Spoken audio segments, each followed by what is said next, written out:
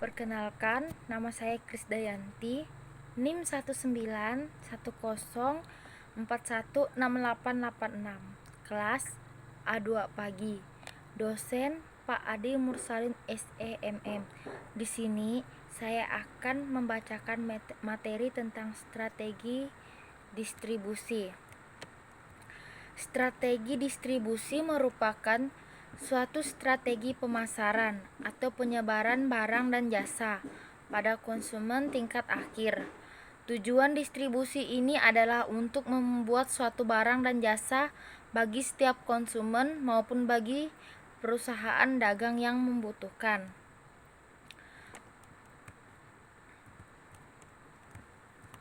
Melakukan strategi distribusi yang tepat adalah kunci untuk meningkatkan pendapatan dan dapat menambah loyalitas pelanggan Anda.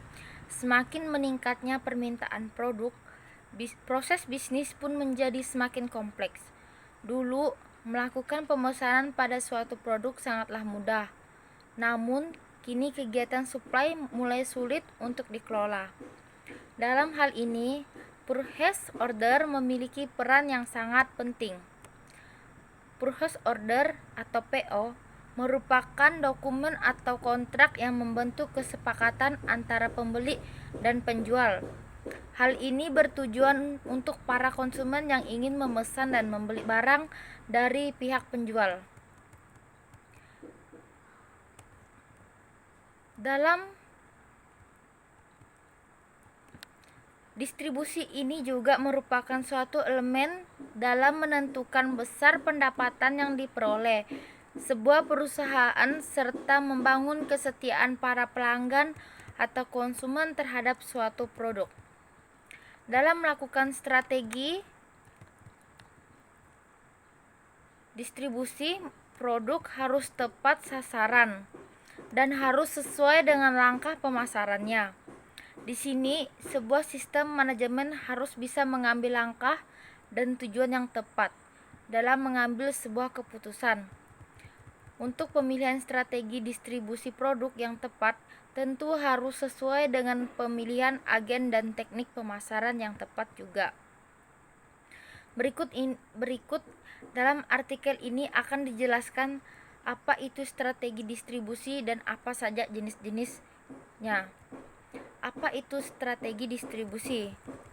Dalam sebuah dunia pemasaran, tentu sudah tidak akan terlepas dari faktor produksi, distribusi, dan konsumsi. Dari keseluruhan proses di atas merupakan keserangkaian strategi dalam proses penyaluran. Tentu dalam proses penyaluran tersebut, Anda juga harus mengenal terlebih dahulu tentang apa yang dimaksud dengan strategi. Strategi distribusi produk tentu harus melalui tangan produsen menuju tangan konsumen, dan pasti ada sebuah perantaranya. Maka teknik seperti itulah yang dapat dinamakan dengan strategi distribusi. Tentunya dalam strategi distribusi tersebut akan dikenal dengan sebutan saluran distribusi. Saluran distribusi bisa dilakukan sesingkat interaksi langsung antara pelanggan dan perusahaan atau dapat juga mencangkup pada beberapa perantara seperti grosir, pengecer, distributor, dan lainnya. Maka dari itu, saluran distribusi juga sering disebut sebagai serangkaian perantara yang saling bersinergi untuk membuat produk tersebut hingga jatuh kepada konsumen akhir. Tentu dalam menjalankan strategi distribusi, Anda juga harus memiliki manajemen inventory yang optimal agar seluruh stok Anda selalu berada dalam kendali. Menghitung HPP bagi perusahaan dagang sangat penting dan untuk Anda lakukan. Komponen biaya dalam cara menghitung HPP bagi perusahaan jasa maupun perusahaan dagang juga masuk ke dalam pembuatan laporan laba rugi. Jenis-jenis strategi distribusi. Adapun 3 jenis strategi distribusi. Berikut penjelasannya di bawah ini.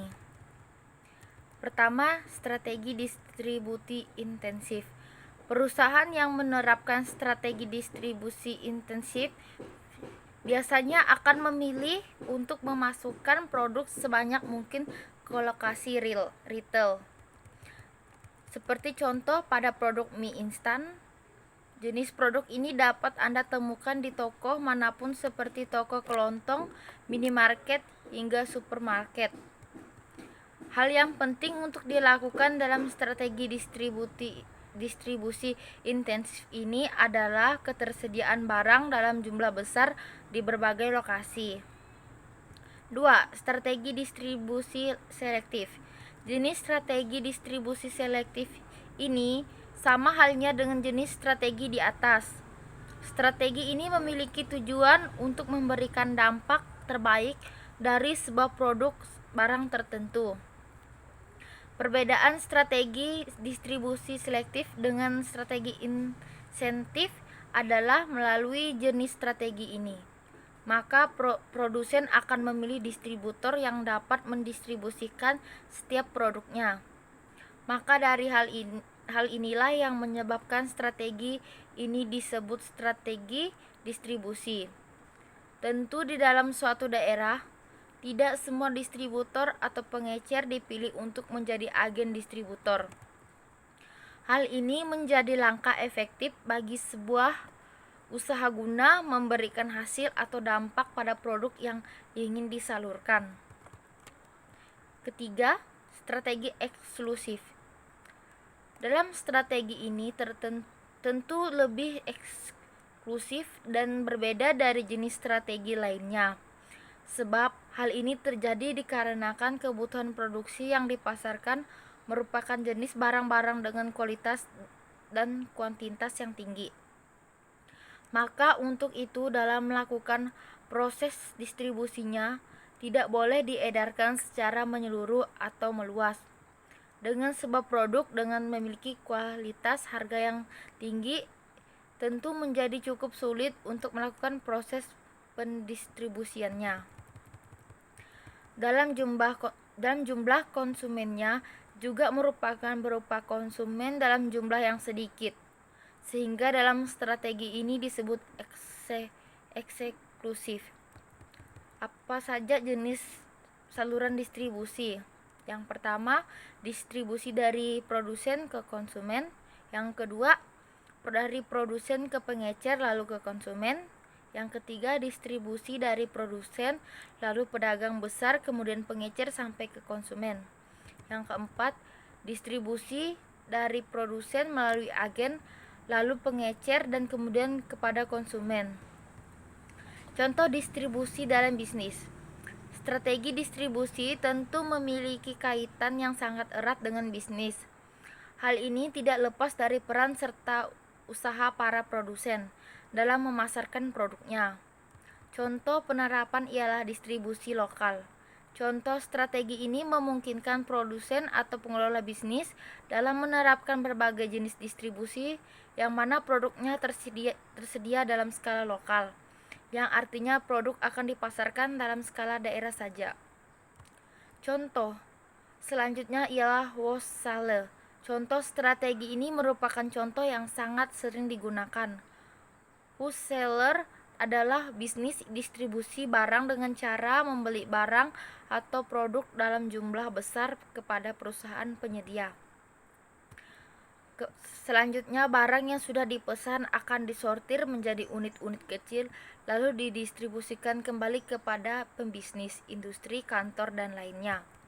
Distribusi sudah menjadi sebuah langkah yang tepat dalam memasarkan barang secara bertahap dan efektif, agar nantinya di masa mendatang tidak memberikan dampak kerugian bagi perusahaan. Hal ini juga harus diperhatikan dalam membangun strategi dan saluran distribusi secara optimal dengan cara melakukan manajemen persediaan barang agar nantinya seluruh stok barang Anda selalu berada dalam perhitungan. Jika menggunakan sistem inventory secara manual untuk melakukan proses perhitungan dan pemantauan produk, tentu memakan waktu Anda dan berisiko kesalahan pencatat serta menimbulkan terjadinya fraud. sebagai solusi atas kegiatan pencatatan keuangan operasional usaha. Anda bisa mencoba untuk menggunakan software akuntansi yang memiliki fitur inventory dan pengelolaan stok seperti Harmony. Apa itu Harmony? Harmony merupakan sistem atau software akuntansi berbasis online yang bisa membantu Anda membereskan pembukuan lebih cepat dan rapi. Harmony juga melakukan pemantauan stok, pembuatan invoice otomatis, rekonsiliasi bank, transaksi secara otomatis, dan keuangan usaha yang mudah dikelola karena terdapat 20 lebih laporan keuangan secara real time. Agar lebih optimal, cobalah gunakan Harmony Software secara gratis selama 30 hari di sini. Bagaimana jika Anda adalah pembisnis yang sibuk sehingga tidak sempat membuat laporan keuangan? Jangan khawatir, Anda bisa menggunakan Harmony Accounting Service, yaitu jasa pembuatan laporan keuangan dengan harga terjangkau yang dikerjakan oleh profesional berpengalaman dalam bidang akuntansi. Sekian penjelasan dari saya ucapkan terima kasih.